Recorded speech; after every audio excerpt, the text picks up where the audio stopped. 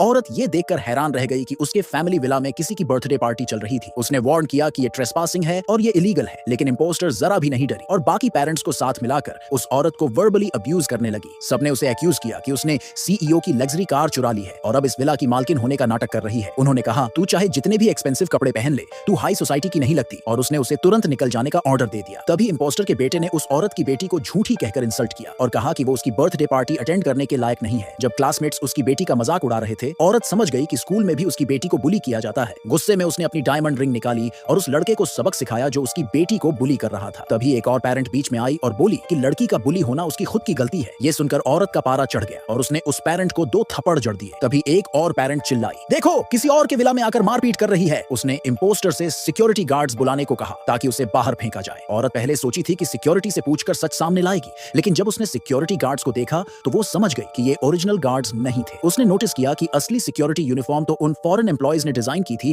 जिन्हें उसने हायर किया था। इसका मतलब था कि इम्पोस्टर ने बाहर से सिक्योरिटी बुला ली थी। लेकिन बाकी पेरेंट्स इम्पोस्टर को ही असली मालकिन मान रहे थे और औरत पर सीईओ की वाइफ को डिफेम करने का इल्जाम लगाने लगे। इम्पोस्टर ने अपना झूठ बचाने के लिए सिक्योरिटी गार्ड्स को औरत पर हमला करने का ऑर्डर दे दिया, लेकिन औरत झट से चिल्लाई, रुको। उसने बताया कि ये विला सीईओ की बहन मैनेज करती है तो वो खुद उसे कॉल करेगी। लेकिन जैसे ही उसने सीईओ की बहन को कॉल किया, कॉल नहीं लगी। बाकी पेरेंट्स हंसने लगे, देखो इसका झूठ पकड़ में आ गया, इसका मतलब इसको सीईओ की बहन का नंबर तक नहीं पता। तभी इम्पोस्टर ने भी सीईओ की बहन को कॉल किया और फोन उठते ही सीईओ की बहन ने उसे सिस्टर इन लॉ के नाम से विश किया और उसके बेटे को भी बर्थडे विश भी किया। औरत दंग रह गई, ये कैसे हो सकता है? असल में इम्पोस्टर का हस्बैंड सीईओ का ड्राइवर था और सीईओ की बहन का ड्राइवर से अच्छा रिलेशन था, इसलिए उसने बिना सोचे उसे विश कर दिया। अब सब पेरेंट्स औरत को फ्रॉड कहने लगे। तभी उसकी बेटी ने चिल्लाकर कहा, सीईओ की बहन मेरी बुआ है, लेकिन कोई उसकी बात मानने को तैयार नहीं था। औरत ने सोचा कि शायद उसकी बहन बिजी होगी तो उसने दोबारा कॉल करने का सोचा, लेकिन इम्पोस्टर ने झट से उसका फोन छीनकर जमीन पर पटक दिया और तोड़ दिया। फिर उसने एक डंडा उठाया और बोली, अब तुझे सबक सिखाना पड़ेगा। इम्पोस्टर ने लड़की पर चोरी का इल्जाम लगाया और कहा कि वो स्कूल में भी चोरी करती है। औरत ने गुस्से में डंडा छीन लिया और सिक्योरिटी गार्ड्स को पीछे हटने को कहा। बाकी पेरेंट्स इम्पोस्टर को खुश करने के लिए लड़की पर झूठे इल्जाम लगाने लगे। उन्होंने कहा, जब सीईओ आएंगे तो तुम्हारी सच्चाई सामने आएगी। लेकिन औरत को कोई टेंशन नहीं थी। उसने कहा, ठीक है, सीईओ को बुलाओ। इम्पोस्टर को डर था कि उसका सच सामने आ जाएगा, इसलिए उसने जल्दी से टीचर की तरफ इशारा किया। टीचर ने इम्पोस्टर से पहले ही गिफ्ट ले लिया था, इसलिए अब वो उसका साथ देने को मजबूर थी। टीचर ने झूठ बोलते हुए कहा, हाँ मैंने खुद इसे चोरी करते देखा था। फिर उसने लड़की से जबरदस्ती कबूल करवाने की कोशिश की। लड़की ने सफाई देने की कोशिश की, लेकिन टीचर ने उसकी बात मानने से इनकार कर दिया। उसने कहा, मैंने इसे इम्पोस्टर के बेटे का सफायर नेकलेस अपने बैग में रखते देखा था। तभी इम्पोस्टर के बेटे ने भी कंफर्म किया, हाँ इसने मेरी चीजें चुराई हैं, ये हमारी स्कूल के लायक नहीं है। बाकी क्लासमेट्स भी हंसने लगे और बोले, इसे हमारी स्कूल से निकाल दो। औरत जानती थी कि उसकी बेटी बेगुनाह है। उसने टीचर से पूछा, तुम ये सब बोल कैसे सकती हो? इम्पोस्टर के दबाव में आकर टीचर ने लड़की को जोर से धक्का दिया। लड़की नीचे गिर गई और तभी उसके बैग से सफायर नेकलेस बाहर आ गिरा।